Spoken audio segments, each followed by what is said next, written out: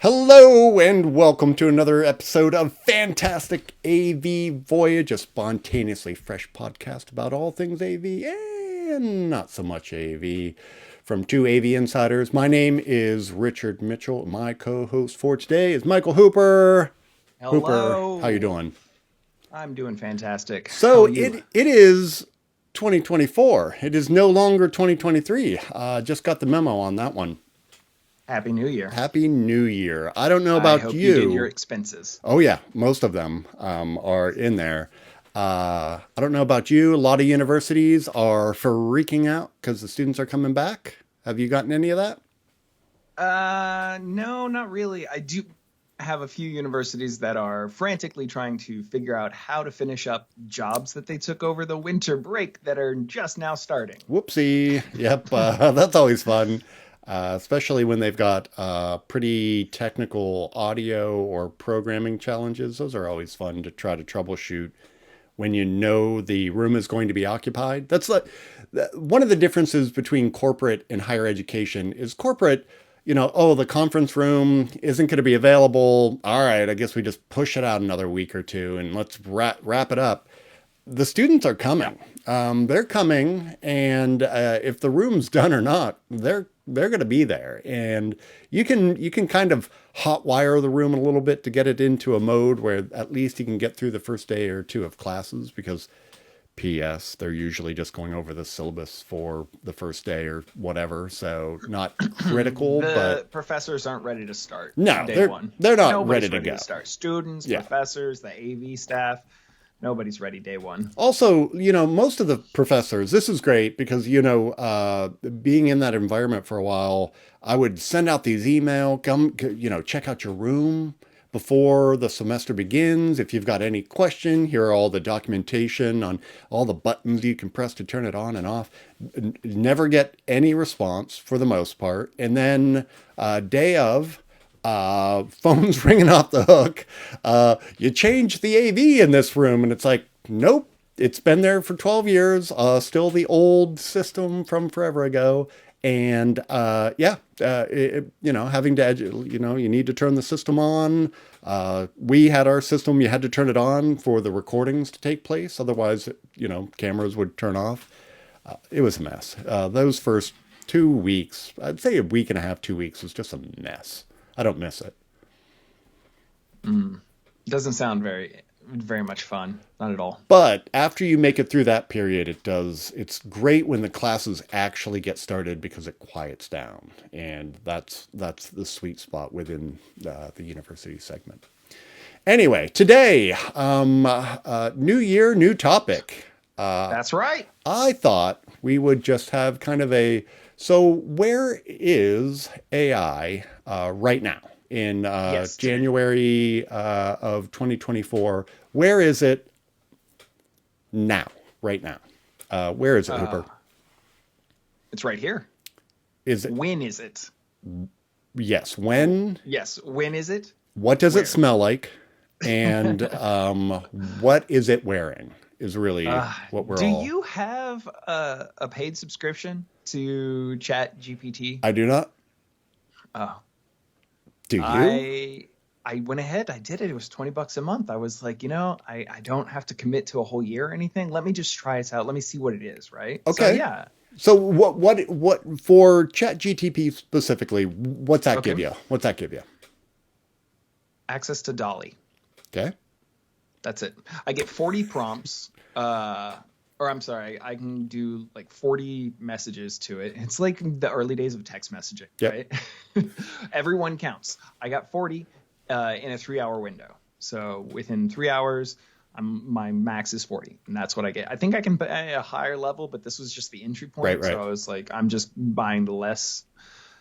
The text generator prompt, I haven't noticed a huge difference between 3.5 and 4. Okay. And I know in a year from now, we're going to be splitting hairs because they'll be on GPT Betamax 6 or something. I don't know. I It's going to be crazy. But where we are today is we have the chatbots of AIM. Do you remember AIM oh Messenger? yeah. Oh yeah. Yeah, America Online for you younger folks out there which is like most of the population in my case. Great. was our portal to the internet, the world wide web. Oh my gosh. Anyways, I'm getting way off topic. The chatbots, do you remember what they were called? I think there was one that was like the main one that ran all the time. They weren't Um, great. They were but pretty they awful. weren't. But the thing is, it was probably ChatGPT 1.0. Right. Right. we Absolutely. we have not come that far. As much as I love talking about AI and what it could be and where it could be, when it could be, where we are today, we have fantastic algorithms that run. I think the difference is that we use the term AI in place of deep learning machine algorithms. Right. Like machine learning is regularly Yeah. confused with AI. And to be honest, for one of my beefs uh, with AI is not AI. I think AI is progressing, and I can see all the applications for it. The problem I have is the marketing and the quasi grift that is going on with AI, where, if I guarantee somewhere out there somebody is selling a vacuum sweeper that has like an AI, like The nice in the room we've vacuum. got We've got that. we've got it, and it's got an AI that you wouldn't believe. It will cut your grass, it'll mow your lawn, it'll fold your clothes, it's going to do everything, but Your taxes it's coming next you're year. gonna love it. And I think it's that the prognosticators of like AI are out there in full force, and a lot of them really don't have like a true understanding of what it is, and wouldn't they would be fooled whether it was an AI or machine learning, or if it was just some person behind another screen chatting with them. So I can see the applications for it.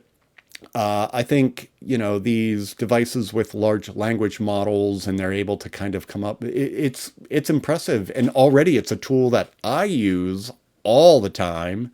So I'm excited about it, but also it's like with everything that is cool, there is a counterpoint to it that is not cool. And I think we're starting to see a lot of that stuff out there that is just like AI for the sake of AI. And right now we're in the We're in a 3D good TV. situation right now. Yeah, Oh my gosh, yes, the 3D TV. we're in the Yes, that's a 3D great TV where analogy. it's like, whoa, you're watching 2D TV? What are you, a monkey? Like you need to get with the times. We've got one more D, and you're not even using the D. Anyway, I'll get off my soapbox. But what's your feel about where are we going to see it first, like in a meaningful way outside of ChatGTP? I think really I do like the creative aspect of what the GPT and the Dolly and the other models are coming back to us, because I mean we're teaching them and it's just basically mirroring back whatever we taught them to us in whatever way makes us happy. Right. So because I paid for the thing, I have access to some of the visuals, and they're terrible. I think I used a couple other ones that were free and got better stuff from them. But I will say they are kind of fun because you can just give it a prompt, Yeah. and within an instant, you have whatever it is that you were searching for. And so instead of going to search for it, you can just instantly call it into existence. The thing is, like, what was it called on Star Trek? The replicator or something? Like, what did you get your food from? I know you're a Star Trek nerd. Oh, right, the replicator. Yeah, sure. Yep. Okay, so it's like that. You can just call something into existence, Yep. and that's pretty amazing. Yeah, and It's not AI though, or AGI, artificial general intelligence. right. It's just a very good, like, I, tool. I It's a fun, neat toy. I'm going to say this. This is not my original thought, but someone was like, it feels very much like the first days of the iPhone when people were like Yeah. making millions of dollars with fart apps or apps that would sound like a lightsaber, whatever it was. It's kind of the Wild West, and there's a lot of AI things being thrown at the wall. And I Hmm. think over the next, 5 to 12 years, we're going to see what kind of sticks, what people are comfortable with. Because I'm also getting inklings of like, will people feel comfortable using AI? Most of the time, I think it will. But there's also like that when people had the Google glasses for a while and they were walking around. Whenever I saw somebody wearing I one, want to tag some of my friends that have the Google Glass or that oh, had the Google Glass. I remember they would wear the glasses, and I'm like, I'm not going to talk to you. I don't want to be in the presence of you while you're, recording me, and I think we definitely jumped the shark there with wearable technology. We yeah, weren't quite there yet. There is a very similar technology that is like on a very preschool level like right, that I want to try out. It's a swimming goggle, but it puts into your lens just like your speed, your pace, your distance or whatever, which is great because when you're swimming, you can't like look at a watch. yep. It's hard to do. I mean, you can if you do it just like at a glance, but still, it's something that, gosh, this is actually a needed technology. Whereas the Google Glass wasn't necessarily a need technology. It was just a can do. So let's try it. I wonder, and I'm excited. Recently, they announced Apple's goggle, whatever they're calling it, will be available in February, Yeah. early February. So I'm anxious Next to month. see, yeah, if like how I'm one of those. I'm a Apple fan, and I love. I don't think Apple creates. They innovate well, and they take good ideas and they make them better or more accessible to a larger audience. And I think if anyone can do VR/AR, I think Apple can figure it out. But uh, I'm still in the camp that I'm not wearing a headset. I'm not going. I don't see myself wearing a headset in the near future where You're it's not going not. goggles on. Yeah, no, no. I think it's fun, and I've played like a couple of my friends have the whole sets, and I'll go and I'll play, and I'm like, this is really cool. And then I take them off and I go about my life, and I don't care one bit about do I need to buy one? No, I do not. Like it confirmed, I did not need to buy one. Fun Yeah. games, but there wasn't much more.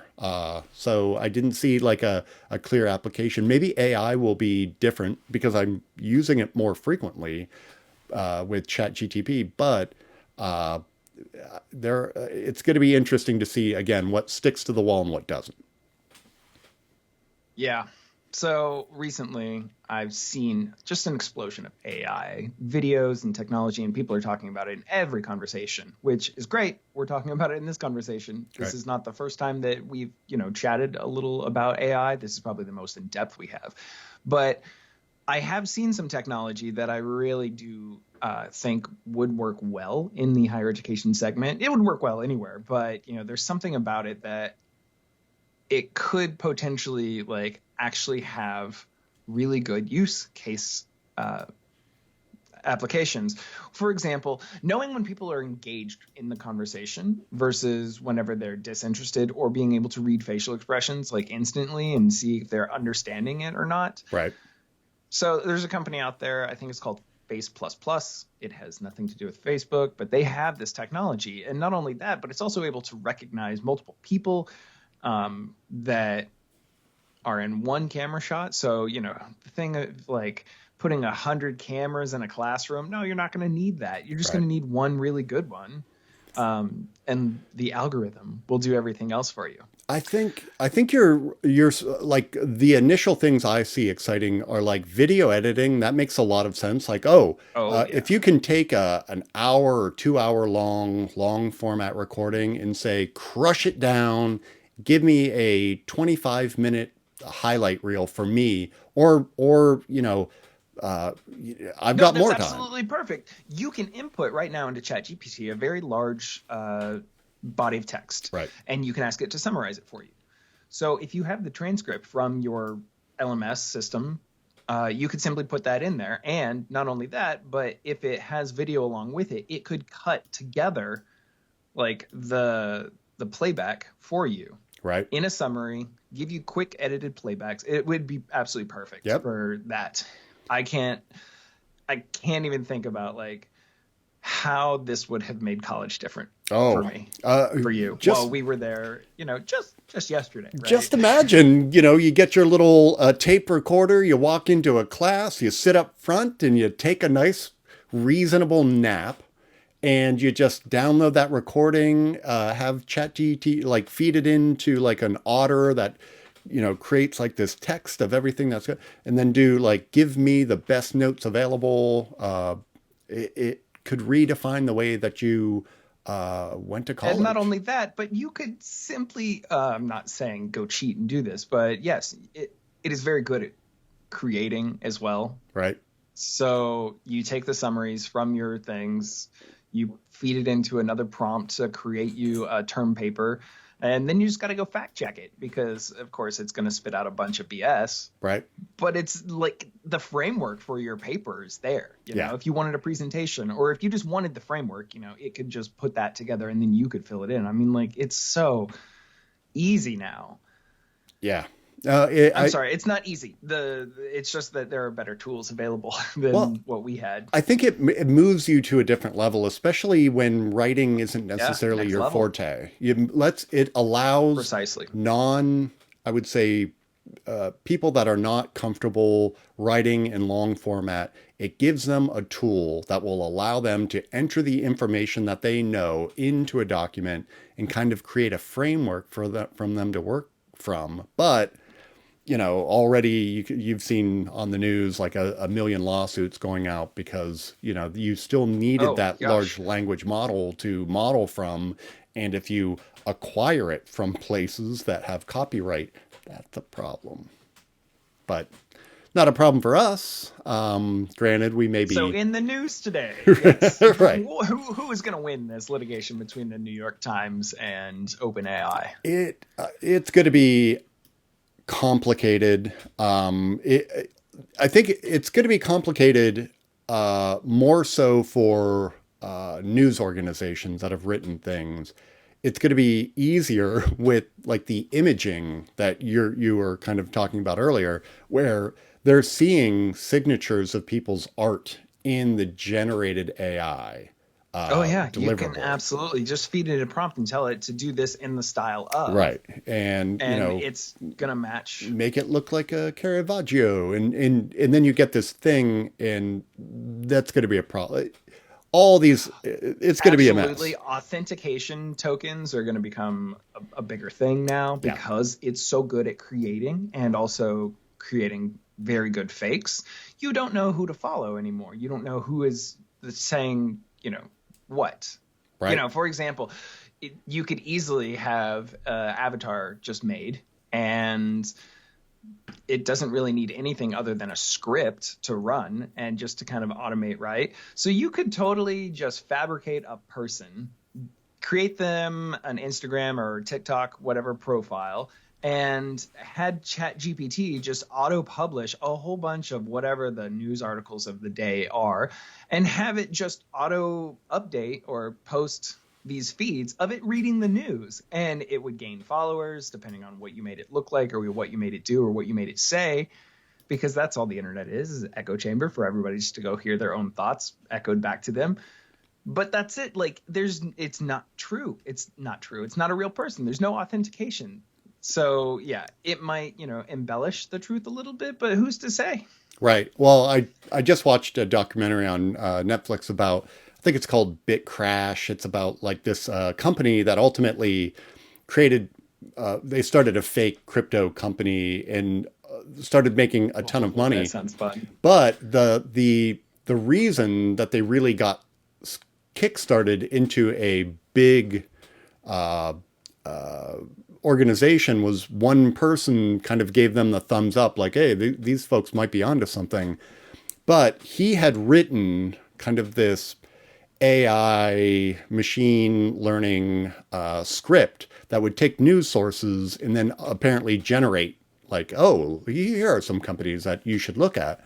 And it mistakenly used their name instead of another organization's name that was very similar, which sparked this whole thing to happen. No surprise or spoiler alert. The people didn't end up making a lot of money with that. Well, the people walked away with millions. A lot of them went to jail, but most of the people that invested made nothing. But yeah, it's going to be. This is a topic we on AV and the AM we talked a little bit about. I think we're going to have some issues, just like we had issues with automation. Cool thing about automation, you can make a million of something. The terrible thing about automation, you can make a million things that all are broken or are the wrong size or wrong this. So you can magnify these challenges that we have. I think we can have the same thing with AI, where great, we can have an AI create a million itineraries for all these different things. What if they're all wrong? Cool. Hopefully they're iterative so they can kind of self-repair, but I think we're going to run into some really interesting situations. With that, oh, you have more? I wanted to let you know that I just started a new television show. Happy to see how this one turns out, called Miss Davis, about an AI. Ooh. An algorithm that runs basically everybody's lives. Where would I find this new show? It's on the streamings. Oh, the internet. They've got it on the internet now? The webs, I think it's called Miss Davis. Oh, okay. I don't know what platform it's on. Gotcha. It's on one of the platforms. I'm not affiliated with any of them, but it is out there. And I will you can look watch it on the www dot to see if they've got it. So I'm interested in trying that out. This episode also brought to you by the letter Lambda.